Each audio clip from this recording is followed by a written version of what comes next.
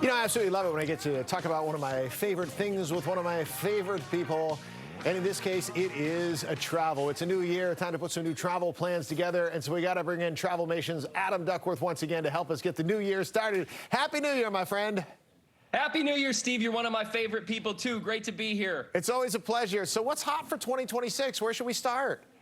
Let's talk the first one, Steve. It's Sportscations. When you take your favorite sporting event and turn it into a trip, this is one of our #1 travel trends that we're seeing this year. So you would take the thing that you're going to and plan a vacation around it.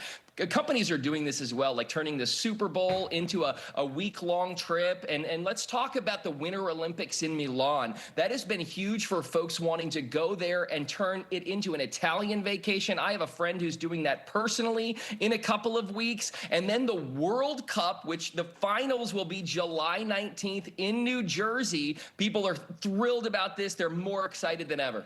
So first of all, I'm jealous of your friend going to the Olympics because that's a bucket list for me. And the fact that it's in Northern Italy, that's just amazing.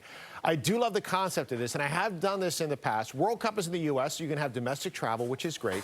I'm going to speak this one into existence, Adam, because this is what I want to do. I don't know if I can do it this year, but 27 for sure. I want to go to an F1 race. It's a global race platform. I want to go to some foreign country and go to one of the races. Yeah. They're huge. You know, the one's coming up in Vegas in just a couple of weeks, and then they do them all over Europe as well. You got to do it because F1 has become really popular as well. Can I tell you my bucket list, which I'm doing in April? I'm going to WrestleMania at Allegiant Stadium in Vegas. Me and the guys, we're going to hit the strip. We're going to go to WrestleMania. Nice. You can't go wrong. Well, you can go wrong in Vegas, but you can't go wrong in going to Vegas, at least. We'll let you handle it from there. You got to make wise choices. Listen, we talk about cruising a lot, and a lot of people are used to cruising on the big ships that go to the Caribbean or wherever they may be, Mexico, etc.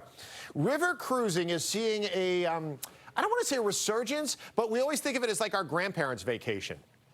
It is so not that anymore. It is coming back for multi-gen, next-gen, families even, younger couples in an amazing way. Now, there still are seasoned travelers who love to cruise rivers, but we're seeing river cruising capitalize on the markets, not only in Europe on those really popular rivers, the Rhine, the Danube, the Rhone, but you're also seeing it happen here in the United States on some of the rivers here. American Cruise Lines, for example, has boats that travel the rivers in the U.S. River is becoming so popular because of its quaint environment. Think of it in terms of getting off in the backyard of a town versus the front yard. You get to kind of go in the back when you stop, take a bike ride, go to a wine tasting, see how the locals actually live, go to experience the community based on the time of year that you go. River cruising, Steve, has become one of the most popular trends in 2026, and I don't expect it to fade anytime soon. So, Adam, I want to get to the last one, which is a huge one, but real quick on the follow-up on the river cruising domestically, if we do it like in the U.S.,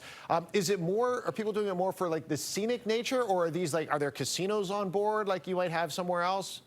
Yeah, so basically you're getting off and generally going to the casino, but you're doing it for the scenic nature and also the historical nature of it. Families are doing history trips, especially multi-generational trips like up the Mississippi. That's really popular, but more than likely when you stop, you're going to get off and take a cab over to the casinos. The casino boats tend to be more of those night trips or you go out and you come back. These river cruises sometimes can last from 7 days to even 14 or 21 days. All right, good to look into in 2026. Okay, real quick, bucket list. Speaking of, everybody that I know, including myself, has always wanted to go on a safari. This is where the grandparents maybe can pay for it, but maybe it is a good multi-generational trip. Safaris, African safaris have become a really booming trend, really since the pandemic subsided and people kicked that travel back into high gear. What I love about the African safari is you can do a value-style African safari and really rough it. I'm not sure that's for me. I don't know if it's for you, Steve. Or you can go really high-end. Mikado Safaris is one of my favorite providers of this kind of experience where you are taken care of in a luxurious way, seeing the sights, seeing the animals, seeing the wildlife. There's all kinds of experiences that you can have, and having a multi-gen experience that grandma and grandpa pay for is the way that a lot of people are going. Listen, this is what I want. I want the glamping on the safari. I don't mind like camping for a night or two somewhere, but but Safari, we're going 5 stars on this one. Adam, it's always a pleasure, my friend. Happy New Year. Please check out Travelmation. That's Mation with an M. There's the information. Yes. You can follow Adam online on social as well for more great travel photos and advice. Thanks, Adam. Happy New Year. Happy New Year, Steve. All right, thank you, my friend. Marissa. Oh, we had not one but 2 travel experts just now. Thanks, Steve.